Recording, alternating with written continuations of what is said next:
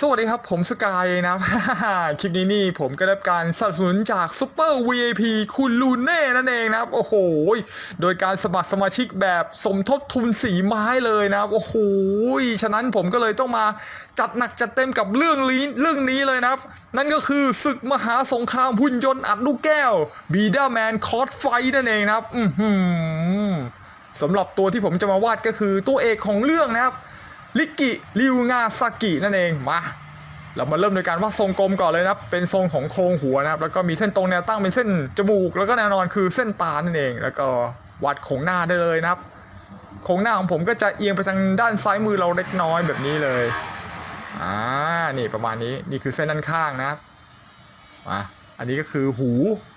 ใบหูคร่าวๆใบหน้าของตัวเอกของเรื่องก็จะแบบแบนๆหน่อยนะเราจะต้องวาดแก้มให้มันกว้างๆนิดนึงแล้วก็ตาโตๆเพราะว่าตัวเอกของเรื่องยังดูลักษณะเหมือนเป็นเด็กอยู่นะครับลักษณะของเด็กก็คือตาต้องโตๆหัวใหญ่ๆครับแบบแก้มหนาๆอะไรเงี้ยบานๆแล้วก็พยายามวาดให้มันคล้ายที่สุดนะถึงแม้จะไม่เหมือนไม่เป็นไรนะครับเราวาดให้คล้ายก็พอนี่วาดตาโตๆเลยนะตอนแรกผมเห็นผมก็นึกว่าเป็นเรื่องกันดั้มบิลไฟเตอร์นะ เพราะว่ามันเป็นหุ่นยนต์เหมือนกันนะมาซัดกันผมได้ดูประมาณที่เหมือนกับเป็นของเล่นซัดกันเนี่ยก็กันดั้มบิลไฟเตอร์นะที่เอาหุ่นยนต์กันดั้มมาประกอบมาดัดแปลงแล้วก็อัดกันนะผ่านหน้าจอแล้วก็มีพลังตามสไตล์ญี่ปุ่นเลยนะส่วนเรื่องนี้นี่ก็จะเหมือนกับเป็นเอาหุ่นยนต์มายิงลูกแก้วเป็นพลังนะแล้วก็ซัดกันน่าจะแบบอัดกันน่าดูเลยนะเฮ้ยเพลงไตเติ้ลก็โคตรพอนะผมไปฟังมาแล้วโอ้โหโคตรเล้าใจเลยว่ะ วะนี่ปากผมจะวาดตัวเอกให้มันยิ้มแบบมั่นใจเลยนะส่วนคิ้วนี่ก็จะแหลมๆอย่างนี้สั้นๆแหลมๆหนาๆนี่ประมาณนี้เลยโอเคดูท่าทางโคตรมั่นใจอ่ะเดี๋ยวจะลบตรงนี้แป๊บนึงคือคางมันจะต้องแบบบานๆหน่อยๆนะเอามาคือจะแหลมไปไม่ได้ถ้าเกิดเราวาดคางแหลมๆบางๆนี่นะมันก็จะเหมือนกับเป็นผู้ใหญ่อะนะเนี่ยผมจะต้องวาดให้มันรู้สึกดูมันบานเล็กๆหน่อยคางเล็กๆไม่ใช่คางแหลมนะนี่หน้าตาน่าจะดูเหมือนเด็กละนี่คือเส้นหน้าผากนะครับแล้วลากขึ้นไปคืออันนี้คือเส้นโค้งผมนะแล้วนี่คือเส้นโค้งของหัวผมลากเกินไปนะครับ วัยรุ่นใจร้อนกันอย่างเงี้ยมาเพราะว่าหลังๆนี่ผมวาดสัตว์ประหลาดเยอะไปหน่อยนะเลยเริ่มลืมการร่างโครงร่างของคนไปนะ โดยปกติแล้วผมก็ไม่ค่อยได้ร่างโครงสักเท่าไหร่นะแต่ว่าที่ต้องให้ร่างให้ดูทุกครั้งเพื่อให้เพื่อนๆนี่เห็นภาพได้ชัดนะเวลามีโครงมันง่ายกว่าไม่มีโครงนะถ้าหากเราชำนาญแล้วถึงก็ค่อยลดโครงเส้นลงไปได้นะแต่ถ้ายังไม่ชำนาญก็วาดโครงคร่าวๆแบบของผมไปก่อนนี่ทรงผมของตัวลิกินี่ก็จะแบบเขาเรียกว่าอะไรดีอะหยิกๆแหลมๆโค้งๆม้วนๆอะเซอร์หน่อยนี่ไอ้ตรงนี้ก็จะแบบเรียบเลยมีเส้นเนี่ยเส้นหนึ่งตกมาเป็นหนวดแมงสาบลงมาเส้นหนึ่งแล้วก็ไปอย่างนี้เลยตักตกลงมานิดนึงจึ๊กโอเคค่อยๆเล็มไปนะเราค่อยๆแต่งทรงผมไปเรื่อยๆแรกๆอาจจะยังดูไม่เข้าที่เข้าทางนะเพราะว่าทรงผมของตัวเอกตัวนี้จะแบบแหลมๆคดๆเลี้ยวๆโค้งๆเคิร์ฟอย่างเงี้ยเราลองใส่ไปดูก่อนตอนนี้เราอยู่ในช่วงสเก็ตนะการสเก็ตนี่เราสามารถที่จะแก้ไขได้นะนี่แล้วก็ลองล่างๆดูก่อนผมมันจะออกแบบยาวๆนิดนึงนี่ไม่เกินคอรู้สึกด้านหน้ามันด้านลบล่างกันก่อนเดี๋ยวขอเรียงด้านหลังให้สวยๆก่อนตรงนี้เป็นคอนะครับโอเค ติมดีเทลนิดนึงเอาให้ใกล้เคียงที่สุดนะครับตาหนาคมเข้มนี่ด้านหน้าเดี๋ยวผมขอย้ายด้านหน้ามันดูฟิบๆไปยังไงไม่รู้นี่โอเค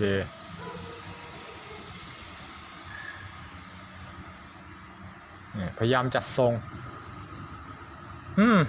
พอไหวมั้งต่อไปก็จะเป็นอนาโตมีอนาถานะครับเป็นการขึ้นโครงล่างของโครงตัวเลยนี่ผ่าคางนะครับเส้นผ่ากลางตรงกลางนี่คือเส้นหน้าอกนี่ไอ้เส้นเอวดิเส้นเอวแล้วนี่ขาท่อนบนท่อนล่างแล้วก็อีกข้างหนึ่งท่อนบนท่อนล่างแล้วก็เท้าประมาณนี้นี่แขนท่อนบนพับมาเป็นแขนท่อนล่างแล้วก็มือผมจะให้จับอีกข้างหนึ่งนะแบบนี้เลยแขนท่อนบนนี่ลากมาตอนนี้มือมันจับนะมันก็เลยทับกันลากขึ้นไปเป็นแขนท่อนล่างนี่แล้วก็มือกำหมัดแบบว่ามั่นใจแน่งานนี้เกมนี้ตานี้กูชนะแน่นี่เอาหุ่นยนต์ตัวเองไปยิงลูกแก้วนะเพื่อชัยชนะ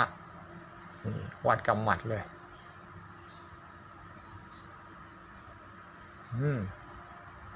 นี่คือนิ้วโป้ง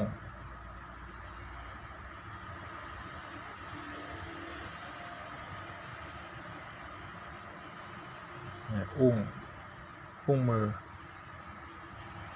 ข้อมือแล้วก็ลากมาเป็นแขนท่อนล่างเดี๋ยว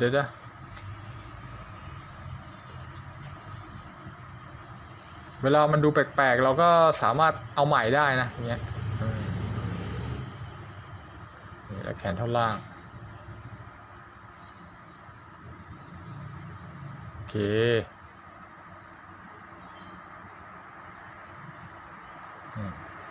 ช่วงข้อพับมันก็จะเป็นแขนเสื้อนะครับเดี๋ยวมาวาดตรงปกคอเสื้อก่อนมันจะใส่เหมือนคล้ายๆใส่ฮู้ดนะใช่ปะน่าจะเป็นฮู้ดนะเนี่ยตรงนี้ก็จะป่องๆหน่อยนี่โอเคใส่เป็นฮู้ด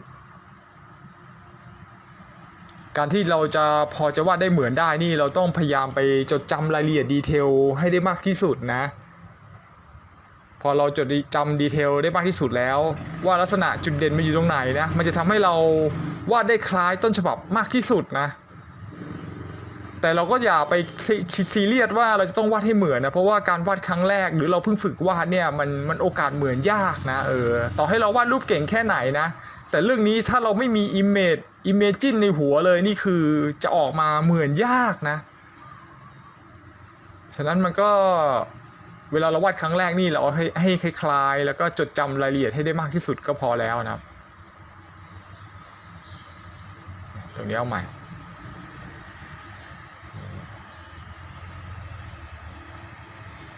โอเคประมาณนี้แหละ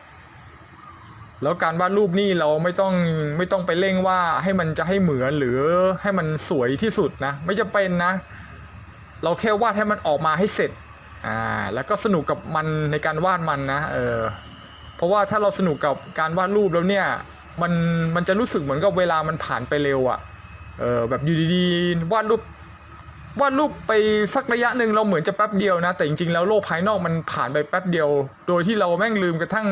กินข้าวเลยอย่างเงี้ยมันแปลว่าเรามีสมาธิในการวาดรูปสูงนะพอเรามีสมาธิในการวาดรูปสูงก็แปลว่าเราสมาธิค่อนข้างนิ่งนะแล้วโอกาสที่จะวาดรูปออกมาดีนั้นค่อนข้างจะมีเยอะเลยแล้วพอเรามีสมาธินิ่งเมื่อไหร่นะเราจะเกิดเขาเรียกว่าอะไรเราจะเกิดปัญญาสามารถให้เราวาดรูปได้มีหลักมีเกณฑ์อะไรดีขึ้นนะเพราะเราสมาธิเราจดจ่ออยู่การวาดนะเนี่ยเวลาตรงไหนเราผิดพลาดเราก็แก้ได้นะเรียนรู้ไปนะครับเวลาเราวาดเราก็อย่าไปคิดเรื่องอื่นนะ ว่าเฮ้ยวาดแล้วมันจะสวยไหมหรือจะดีไหมจะสมบูรณ์ไหมอย่าไปคิดอย่างนั้นนะเพราะเรายิ่งคิดอย่างนั้นเราจะวาดยิ่งไม่สวยแล้วก็ตัวเก่งนะเราควรจะคิดว่าเฮ้ยเราจะวาดยังไงให้มันเฟี้ยวให้มันเท่ ไม่ใช่ไปคิดว่าวาดแล้วให้ต้องเหมือนนะไม่จำเป็นนะผมก็ไม่ได้คิดว่าวาดให้เหมือนนะผมคิดว่าออกมามันต้องมีชีวิตมันจะต้องออกมาแล้วดูแบบเฟี้ยวๆทรงพลังนะเป็นสัตว์ประหลาดก็ต้องบ้าพลังโลกต้องแตกอะไรประมาณนี้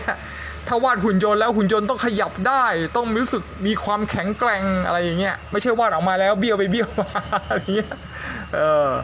นี่สำหรับตัวคนนี่ผมก็จะวาดแบบกูมั่นใจเว้ยว่าสงครามหุ่นเหล็กคราวนี้กูต้องอัดลูกแก้วชนะคู่ต่อสู้เว้ยอะไรอย่างเงี้ยเนี่ยประมาณนี้เลยตัวลิกิริวงาซากิของผมนี่คือแบบประมาณนี้เลยเหมือนกับเล่นแล้วเพิ่งชนะมาเนี่ยนี่หรือกางเกงก็จะเป็นกางเกงลักษณะเงี้ยกางเกงขากล้วยวาดไปนี่เป็นไงนี่กระเป๋ากางเกงแล้วตัวนี้ก็จะมีรอยพาดมันเป็นรอยของกางเกงนะเป็นลายไม่ใช่รอยเป็นลายตรงนี้ก็จะเป็นเนื้อขาท่อนล่างแล้วก็ใส่รองเท้าเลยมาใส่รองเท้าผ้าใบนี่เป็นสเต็ปนะปึ๊บ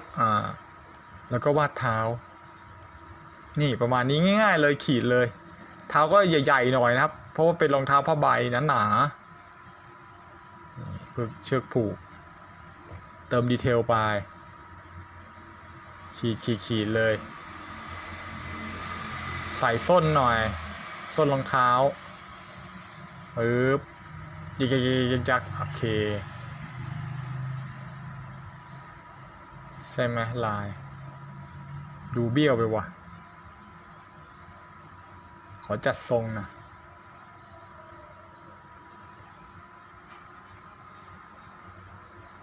ปึ๊บ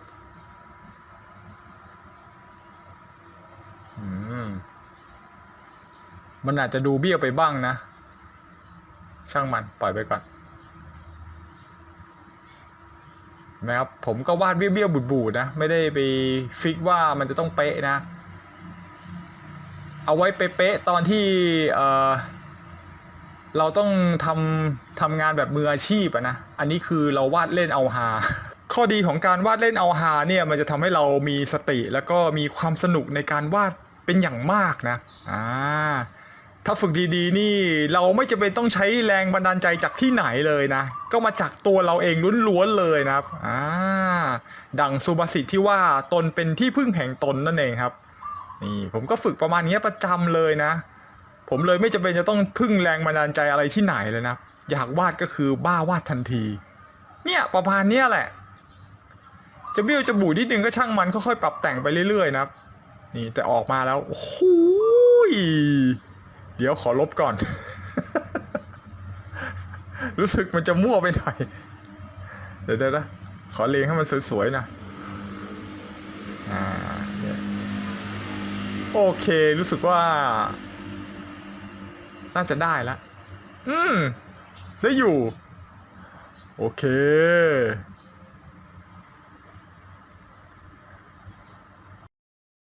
มาต่อไปเราก็มาทำการวาดหุ่นคู่ใจของเขานะครับเพราะว่าคุณลูเน่เขาขอมาว่าถ้าเป็นไปได้ก็ให้มันคู่กันนะเพราะมันมาคู่นะจะมาเดี่ยวไม่ได้ ในเมื่อมาคู่ก็จัดไปเลยนะครับสำหรับซุปเปอร์ VIP คุณลูเน่นะและนี่ก็คือหุ่นคู่หูตัวเอกของเรื่องนะครับ Thunder Dracian นั่นเองนะครับลักษณะของหุ่นตัวนี้ก็มีรูปลักษณ์คล้ายๆกับ SD Gundam เลยนะซึ่งก็ค่อนข้างดูเท่เหมือนกันนะเพราะว่าผมก็เป็นคนหนึ่งที่ชื่นชอบกันดั้มนะ ก็วาดกันดั้มไว้เยอะอยู่เหมือนกันนะมาเดี๋ยวคราวนี้เดี๋ยวเรามาลองวาดแบบแนว SD กันดั้มกันครับสำหรับเจ้าหุ่น Thunder Dracian นะนี่อันนี้ก็จะเหมือนกับเป็นทรงของเกราะหมวกนะแล้วก็มีแว่นตาอันนี้คือแว่นมันจะวาดเป็นลักษณะแว่นตานะแว่นตากันลมเนี่ยประมาณเนี้ยนี่โอเคพยายามวาดให้มันเท่ากันนะแต่ถ้าไม่เท่าก็ไม่เป็นไรนะไม่ต้องซีเรียส นี่แล้วตรงนี้ก็จะเป็นตาใสๆแบบโตๆเลยนะนี่มันก็ให้อารมณ์ฟีลลิ่งของ SD Gundam เลยนะเนี่ยมันจะมีตาใสแล้วก็มีตาดำเนี่ยประมาณนี้เลยมันจะดูมุ้งมิ้งนะ เหมือนกับ SD Gundam อ่ะนี่แต่นี่คือหุ่นยนต์ที่มาอัดลูกแก้วกันนะแบบยิงแล้วก็ดีดกันประมาณนี้แต่ผมก็ไม่เคยเล่นนะไอหุ่นยนต์มาดีดกันนะ มีแต่แบบเล่นลูกแก้วดีดกันเลยสดๆนะโดยไม่มีหุ่นยนต์อ่ะดีดใช้นิ้วอ่ะอะไรอย่างเงี้ยไอ้นี่เคยเล่นแต่ใช้หุ่นยนต์ดีดกันไม่เคยเล่นนะเพราะว่าไม่มีหุ่นยนต์ให้ดีด นี่ลักษณะของไอ้เจ้า Thunder Dacian นี่ก็จะเนี่ยมีปากทรงก็คล้ายๆกันดั้มเลยนะเนี่ยคางแหลมๆอย่างเงี้ย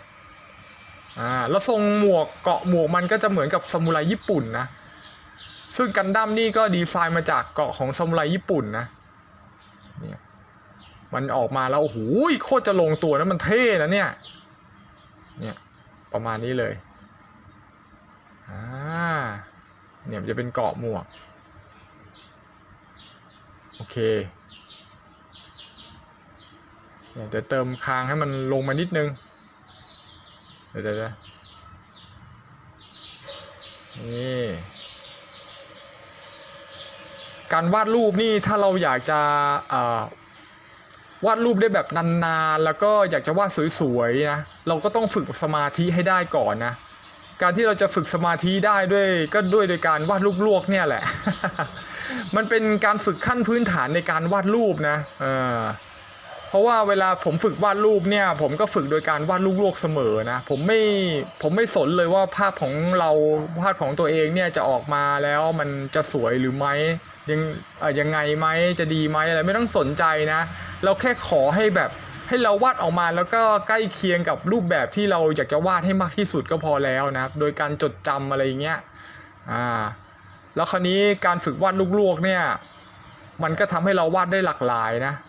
ก็คือทำให้เราวาดได้แบบทีๆเร็วๆเพราะว่ามันวาดลวกมันก็จะวาดได้เสร็จเร็วถึงแม้ว่ารายละเอียดมันน้อยนะแต่สิ่งที่เราได้มาก็คือการที่เราวาดทีๆนั่นเองนะ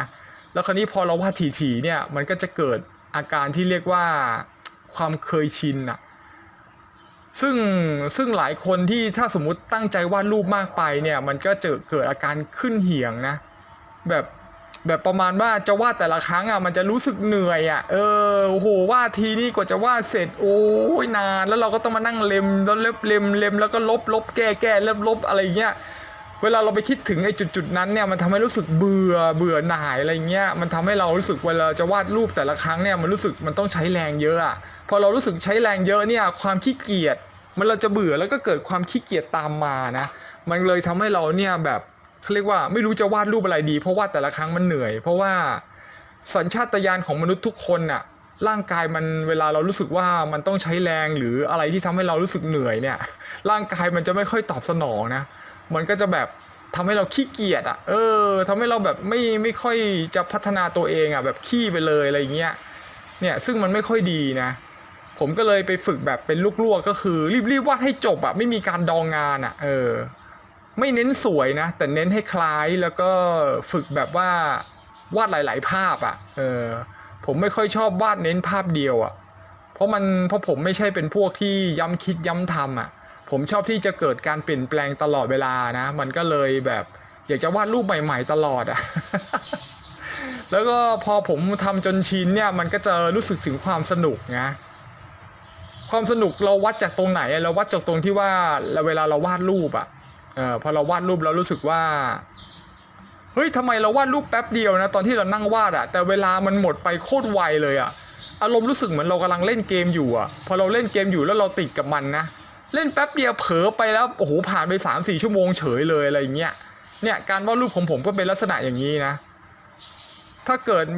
ใครมีการวาดรูปแล้วรู้สึกว่าเวลามันผ่านไปเร็วโดยที่เราไม่รู้สึกเบื่อเลยนะนั่นเขาเรียกว่าความสนุกแล้วมันจะทำให้เราเกิดสมาธิขึ้นมานะครับแล้วก็มาพร้อมกับความอดทนนะครับเนี่ยแล้วพอเราทำอย่างนี้ได้บ่อยๆสมาธิเราจะค่อนข้างนิ่งนะพอสมาธิเรานิ่งเราก็จะเกิดเขาเรียกว่ามันเกิดปัญญาขึ้นมานะเหมือนกับศาสนาพุทธพอเรามีสมาธิมีความอดทนมันจะเกิดสมาธิแล้วก็เกิดปัญญาตามกันมา ไอ้ปัญญาที่เกิดขึ้นก็คือมันทำให้เรารู้สึกว่าเราจะต้องวาดรูปแบบไหนตามสัญชาตญาณเลยนะว่าเราจะต้องขึ้นโครงแบบไหนอะไรอย่างเงี้ยมันจะผุดขึ้นมาในหัวเต็มไปหมดเลยนะทั้งที่บางทีเราก็ไม่ได้เรียนรู้มานะแล้วพอมาวาดอีกครั้งหนึ่งมันรู้สึกว่าทำไมมันวาดง่ายขึ้นวะอะไรอย่างเงี้ยมันจะรู้จักวิธีการเรียงระบบโครงสร้างโดยอัตโนมัติอะโดยที่เราไม่จำเป็นจะต้องไปพึ่งพาแรงบันดาลใจของคนอื่นเลยนะเพราะเราวาดจนชินแล้วอะ เราจะชินกับความที่เราจะต้องมานั่งวาดซ้ำแล้วซ้ำอีกนะไม่รู้ว่าเพื่อนๆจะเข้าใจที่ผมพูดหรือเปล่านะคือเวลาเราจะวาดรูปได้เนี่ยเราไม่จำเป็นจะต้องไปพึ่งแบบว่าจะวาดแต่ละทีต้องรอให้มันเกิดอารมณ์อ่ะไม่ต้องครับเวลาเราฝึกวาดสายลวงนี่คือพอเห็นปุ๊บวาดทันทีครับ พยายามสะกดจิตตัวเองว่าเราชอบอะไรนะพอเราเจออะไรเราสนใจอะไรเราต้องวาดเลยนะไม่ใช่แบบผัดวันประกันพรุ่งอ่ะคือเห็นปุ๊บเดี๋ยวพรุ่งนี้ค่อยวาดอะไรเงี้ยไม่เอานะเห็นปุ๊บก็วาดทันทีเลยครับนี่พอชอบตรงไหนก็จัดเลยนะพอมันทำเป็นนิสัยแล้วเนี่ยการที่เราจะมาวาดรูปแต่ละครั้งแล้วรู้สึกว่าไม่อยากจะวาดนี่มันแทบจะไม่มีในหัวนะยกเว้นแต่ว่าเราดันไปติดพันอย่างอื่นนะ แต่ถ้าไม่มีนี่คือว่างๆอยู่นี่ผมก็จะมาวาดรูปทันทีเลยนะแล้วเนี่ยผมก็ทำจนชินแล้วด้วยนะครับพอมันทำจนชินแล้วผมก็เวลาวาดรูปแต่ละครั้งอ่ะมันทำให้ผมรู้สึกสนุกนะแล้วจิตใจมันสงบอ่ะอารมณ์เหมือนผมนั่งสมาธิอ่ะมันรู้สึกว่างเปล่าหัวไม่คิดอะไรอ่ะจะพูดว่าไม่ได้คิดอะไรก็ไม่ได้นะเพราะว่าไอตอนที่ผมวาดสัตว์ประหลาดนี่ในใจนี่ผมคิดแต่ว่า จะทำให้มันจะวาดยังไงให้มันรู้สึกทรงพลังแล้วรู้สึกว่ามันต้องเฟี้ยวที่สุดอ่ะในหัวผมคิดแต่อย่างเงี้ยเวลาวาด คือมันเหมือนจิตวิญญาณสัตว์ประหลาดมันเข้าสิงอ่ะไม่รู้เป็นอะไรไม่รู้ว่าเพราะวิธีการฝึกของผมหรือเปล่านะมันก็เลยทำให้ผมค่อนข้างจะรู้สึกอินเนอร์ในการวาดแต่ละครั้งนะแต่ว่ามันก็สนุกดีนะเนี่ยอย่างผมวาดหุ่นยนต์ตัวเนี้ยผมก็รู้สึกตอนแรกๆก็รู้สึกว่ามันจะไหวไหมวะเพราะผมก็วาดเบี้ยวนะไม่ได้วาดเก่งนะแต่วาดไปวาดมาแล้วแม่งก็เพลินอะไรเงี้ยพอเพลินหนักๆเข้าอ่ะเผลอๆผมอาจจะต้องมาวาดรูปกันดั้มอีกสักตัวหนึ่งอะไร เพราะว่าจิตวิญญาณเหล็กไหลผมมันตื่นอะไรเงี้ยมันแล้วแต่จังหวะนะแล้วผมก็เป็นคนที่ชอบวาดหลายแบบนะไม่ได้วาดเจาะจงว่าจะวาดแต่คนวาดแต่ผู้หญิงอะไรเงี้ยผมก็ชอบวาดสัตว์ประหลาดแล้วก็เผลอไปด้วยวาดหุ่นยนต์อะไรเงี้ยเนี่ยก็ฝึกไปนะถ้าเพื่อนๆสามารถฝึกจนรู้สึกว่ามันไม่เบื่อหรือไม่ต้องใช้แรงบันดาลใจเมื่อไหร่อ่ะผมว่าอันนั้นแหละมันจะเพลินเลยอ่ะเพื่อนๆก็จะสามารถเป็นการฝึกสมาธิอารมณ์คล้ายๆกับนั่งสมาธิได้แบบคร่าวๆเลยนะเพราะว่าการที่คนเรามีสมาธิจดจ่ออย่างใดอย่างหนึ่งอ่ะมันทำให้เรามีจิตที่ค่อนข้างนิ่งอ่ะไม่ค่อยสะเทือนกับคำพูดบางคำที่มันไม่ดีกับเราอะไรเงี้ยเราจะเฉยเลยอ่ะ เพราะว่าในหัวของเราอ่ะเราจะคิดแต่ว่าจะวาดยังไงให้มันสนุกอะนะแล้วการที่มีคนมาชมเราว่าวาดเบี้ยวอยู่นี่มันก็ตลกดีนะบางทีอ่ะผมเลยค่อนข้างจะชอบคนที่แบบมาติว่าวาดแล้วมันเบี้ยวนะตรงนี้มันแปลกๆนะอะไรอย่างเงี้ย หรือว่าอันหนึ่งผมเป็นสายลวกด้วยก็ไม่รู้อ่ะพอผมเป็นสายลวกด้วยผมก็เลยไม่ค่อยถือเรื่องที่ว่าคนจะมาติผมว่าวาดไม่เหมือนมั่งอะไรเนี่ยจริงๆผมก็ยอมรับเลยว่าผมวาดไม่เหมือนนะแล้วผมค่อนข้างจะลวกอ่ะไม่ค่อยได้วาดแบบเนียบๆอ่ะอันนี้คือผมเรียกว่าเนียบที่สุดแล้วดูลายผมดิ เฮ้ยแต่ตอนวาดนี่ผมเพลินมากเลยนะผมแทบไม่คิดเลยนะผมจะวาดให้มันแบบให้มันดูเฟี้ยวให้มันเท่อะเหมือนหรือเปล่าไม่รู้นะเพราะว่าผมมั่วเยอะอะเนี่ยไอเนี่ยหุ่นยนต์ดีเทลมันก็เยอะนะไอช่วงตรงคอตรงอกเนี่ยคือดูแล้วสับสนเลยอะแต่ก็พยายามแกะนะเนี่ยแกะมาประมาณเนี้ยอะไรก็ไม่รู้นะที่เห็นผมวาดอยู่ผมก็ไม่รู้ว่าผมวาดอะไรไปนั่นน่ะเนี่ย อาจจะมีดีเทลบางส่วนก็ลืมไปนะหรือไม่ก็รู้สึกว่ามันยาวไปผมก็ขยับมานิดนึงอย่างเงี้ยเนี่ยเห็นไหมครับคือจำไว้อย่างเดียวเลยนะคนเราอ่ะเนี่ยการวาดรูปมันบ่งบอกเลยว่าคนเราอ่ะมันผิดพลาดได้เสมอนะไม่มีใครที่มันจะเก่งเต็มร้อยไปซะหมดนะคนเรามักจะมีข้อผิดพลาด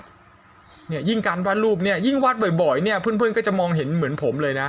คือผมยิ่งวาดผมก็ยิ่งรู้สึกว่าตัวเองอ่ะมันมีความผิดพลาดเยอะมากๆอ่ะเยอะซะจนไม่กล้าพูดว่าตัวเองวาดเก่งเลยด้วยซ้ำ คือมันพลาดบ่อยอ่ะเนี่ยอย่างวงกลมเนี้ยวาดมาตั้งแต่เกิดอ่ะวาดยังไงก็ไม่กลมสักทีอ่ะจนผมนี่ก็เรียกว่าทำใจไปแล้วนะว่าก็กูไม่ใช่วงเวียนนี่หว่ามันจะไปกลมได้ยังไงวะ คือผมลากสดอ่ะได้แค่นี้ก็บุญแล้วดูเหมือนจะกลมก็โอเคแล้วอะไรอย่างเงี้ยเนี่ยมันเลยทำให้ผมเนี่ยเวลาวาดแต่ละครั้งอะผมก็นึกถึงอย่างเดียวว่างั้นกูก็เป็นสายลวกเลยดีกว่าอย่าไปคิดว่าจะต้องวาดให้มันกลมถ้าจะวาดให้มันกลมจริงๆแล้วก็ไปหาอุปกรณ์ช่วยนะแต่ส่วนตัวนี่ผมไม่ค่อยชอบใช้อุปกรณ์ช่วยนะเพราะว่ามันไม่เป็นธรรมชาตินะผมชอบแบบนี้ลากสดแล้วก็ดูเส้นของตัวเองห่วยๆของตัวเองที่มันออกมาแล้วมันจะเบี้ยวได้แค่ไหนอ่ะแต่เวลามันวาดออกมาแล้วผมชอบเบี้ยวเพราะว่ามันดูเหมือนทรงพลังแล้วมันก็เป็นธรรมชาติอ่ะไม่รู้อะไรอ่ะผมชอบแบบเนี้ย เนี่ยมันจะดูเนียนๆมันดูไม่แข็งทื่ออ่ะทั้งที่หุ่นยนต์มันก็ควรจะแข็งทื่อนะพูดไปผมก็สับสนตัวเองเหมือนกันนะไม่รู้ว่ามันจะเป็นยังไงอ่ะแต่ทัศนคติในการวาดรูปของผมก็คือแบบเนี้ยมันทำให้ผมวาดรูปได้โดยที่ไม่ต้องใช้แรงบันดาลใจหรือต้องไปดูช่องอื่นที่เขาวาดรูปเก่งๆอะไรเงี้ยส่วนใหญ่ผมจะไปดูช่องที่เขาวาดรูปโดยที่ทำไมมันวาดแล้วมันวาดได้เรื่อยๆโดยกระทั่งแม้กระทั่งที่ทำงานนะไอเนี้ยผมเราโคตรจะอึ้งเลย ผมเจอหลายคนเลยนะที่คือเขาบ้าวาดรูปยิ่งกว่าผมอ่ะเขาวาดกระทั่งตอนที่ทำงานด้วยอ่ะทำงานประจำของเขาอ่ะใช้เวลาพักมาวาดรูปอ่ะส่วนผมวาดไม่ได้นะเพราะผมสมาธิผมถ้าจะทำอย่างใดอย่างหนึ่งผมก็ทำอยู่อย่างนั้นนะไม่ใช่แบบพักว่างๆแล้วมานั่งวาดรูปอะไรเงี้ยส่วนใหญ่เวลาพักผมมักจะไปนอนมากกว่า คือผมเองก็ติดขี้เกียจด้วยนะแต่เวลาวาดรูปผมก็วาดแบบเพลินๆไปเลยนะเนี่ยประมาณเนี้ยเนี่ยขา SD หุ่นยนต์มันก็จะแบบสั้นๆป้อมๆนะแต่ตัวนี้มันไม่ใช่หุ่นยนต์ที่เดินได้นะมันเป็นหุ่นยนต์ที่เอาไว้อัดลูกแก้วเนี่ยขามันก็เลยใหญ่ๆแบบตั้งมั่นเลยนะเนี่ยมันจะมีตอขึ้นมาเดี๋ยวผมพยายามจัดทรงให้มันสวยนะเนี่ยมันจะเป็นสามเหลี่ยมเอาให้เห็นชัดๆเลยนี่แล้วก็วาดดีเทลไปนี่เห็นไหมครับหุ่นยนต์ของผมก็ไม่ได้เส้นตรงอะไรนักหนาก็พยายามหาเหลี่ยมมุมวาดไปไอของพวกนี้มันฝึกกันได้นะครับเราอย่าไปมัวแต่วาดไปแล้วคิดแต่ว่าเราวาดไม่ได้หรอกเราไม่สวยหรอกเราต้องฝึกอีกนานไหมอุ้ยพอคิดว่านานใช้ AI ทำดีกว่าอะไรเงี้ยอย่าไปคิดนะเพราะว่าคือยิ่งคิดมันยิ่งทำให้เราไม่พัฒนาตัวเองอ่ะทั้งที่เราก็วาดรูปเป็นมาขนาดนี้แล้วอะไรอย่างเงี้ยเราแค่ฝึกให้รู้สึกถึงความผิดพลาดของตัวเองบ่อยๆอ่ะเนี่ยพอเรารู้จากความผิดพลาดของตัวเองบ่อยๆเนี่ยมันจะยิ่งทำให้เราเกิดการพัฒนานะผมก็พยายามหาข้อผิดพลาดของตัวเองตลอดเวลาวาดรูปอะถึงแม้ว่าจะวาดกี่ครั้งก็แล้วกี่ครั้งต่อกี่ครั้งก็พลาดทุกครั้งอะนะมันคือชีวิตมันทั้งชีวิตมันก็ต้องพลาดอะพอเรารู้ตรงนี้บ่อยๆเราก็จะรู้แล้วว่าคนเราอ่ะมันพลาดเสมอนะมันไม่ได้เก่งไปซะทั้งหมดหรือจะมาเพอร์เฟกต์ตลอดเวลาไม่ใช่นะมันก็จะมีดวงมีอะไรประกอบด้วยอ่ะแล้วครั้งนี้สำเร็จก็ใช่ว่าครั้งหน้าจะสำเร็จนะ มันเป็นแบบให้เรามาลุ้นทุกครั้งที่เรามานั่งวาดอ่ะมันก็ทำให้ชีวิตเรารู้สึกมีความหลากหลายแล้วก็ตื่นเต้นในแต่ละครั้งนะมันทำให้เราไม่เบื่อนะหากเรามองจุดนี้ออกนี่การวาดรูปมันก็จะแทบไม่น่าเบื่อเลยนะเพราะว่าเราสนุกกับการที่เรามาจับผิดในการวาดของตัวเองอ่ะ คือผมก็ไม่ได้พอใจกับการวาดรูปของตัวเองสักทุกครั้งนะคือผมพอใจแค่อยู่อย่างเดียวคือวาดจนเสร็จอะโดยที่ไม่ดองอะนอกนั้นนี่คือ นอกนั้นนี่คือก็ปกติเลยอะ คือผมจะไม่ค่อยชอบที่จะดองงานนะเพราะถ้าดองคือผมจะขี้เกียจเลยนี่คือสิ่งที่ผมไม่ค่อยชอบนะแต่ถ้าวาดจนเสร็จผมก็ชอบหมดนะแล้วก็ชอบที่จะจับผิดตัวเองบ่อยๆเนี่ยเพื่อที่จะพัฒนาในการวาดรูปแต่ละครั้งนะจะมากจะน้อยก็ไม่ต้องไปสนใจมันนะเนี่ยจัดไปเรื่อยๆเนี่ยพอฝึกนี้เรื่อยๆนะเราก็เริ่มรู้สึกว่าชอบลายเส้นตัวเองอ่ะที่มันหยิกๆย้อยๆอย่างเงี้ย เพราะถ้าเรายิ่งรู้จักตัวเองมากขึ้นเท่าไหร่เนี่ยแล้วก็พยายามหาข้อดีของมันเรื่อยๆอ่ะมันจะทำให้เรารู้สึกรักตัวเองมากขึ้นอ่ะพอเรารักตัวเองมากขึ้นได้เราก็จะรักคนอื่นได้ง่ายนะก่อนที่จะรักคนอื่นเราก็ต้องรักตัวเองให้ได้ก่อนนะพอเราสามารถทำได้แล้วเราก็จะเห็นทุกคนที่เขาวาดรูปอ่ะเราก็จะมองดูว่าโอ้เขามีความพยายามมากน้อยแค่ไหนนะแล้วเราก็จะแทบจะไม่ค่อยจะไปดูถูกเขาที่เวลาเขาวาดแล้วมันไม่ค่อยสวยหรือเบี้ยวๆอะไรอย่างเงี้ยแต่เราจะมองเห็นถึงความพยายามของเขาซะมากกว่านะ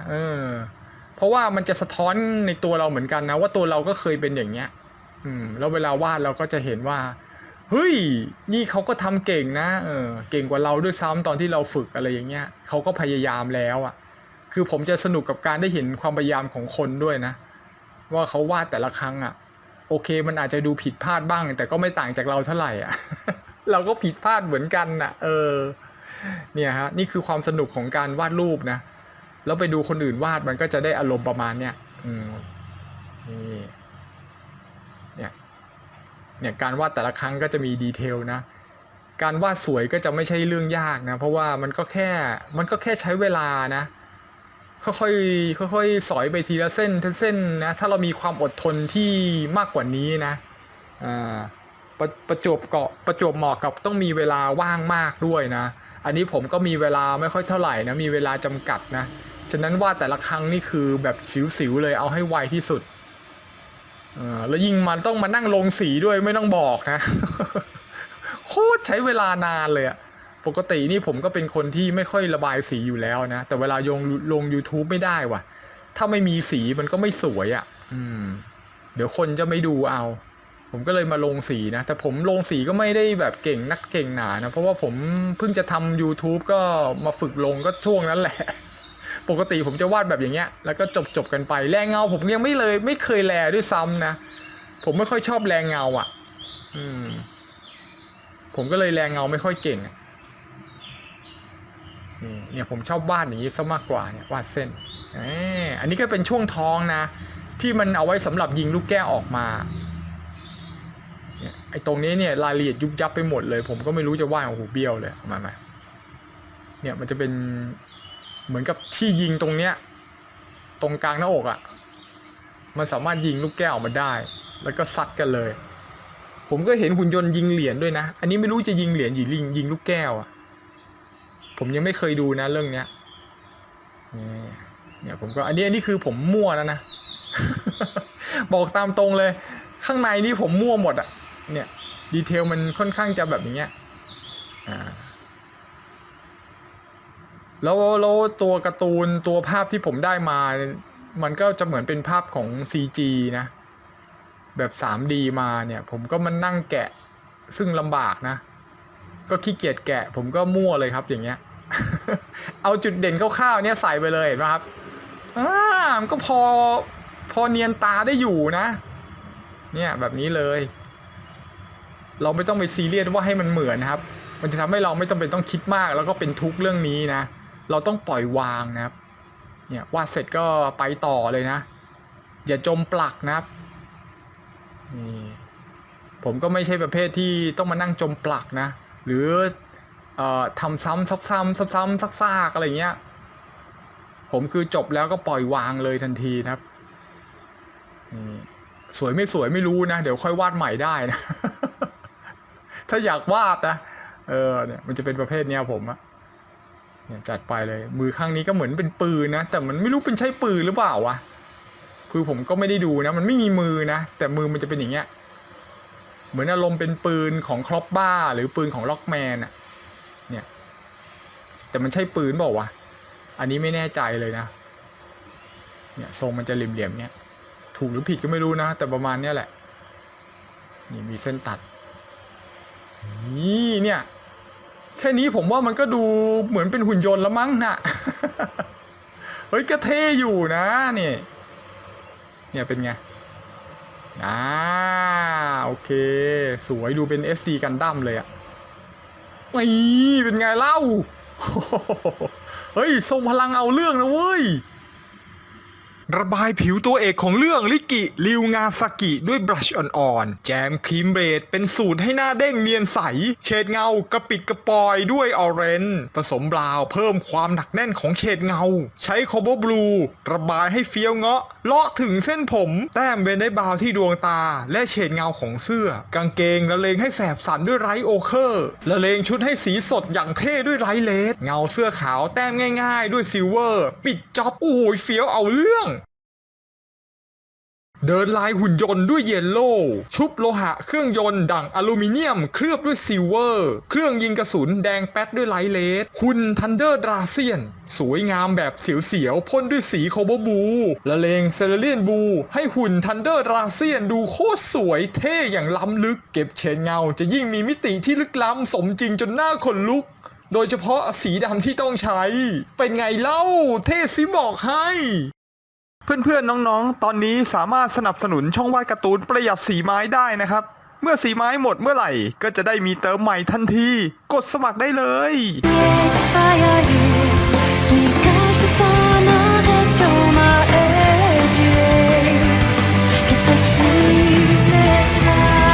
L'arrête de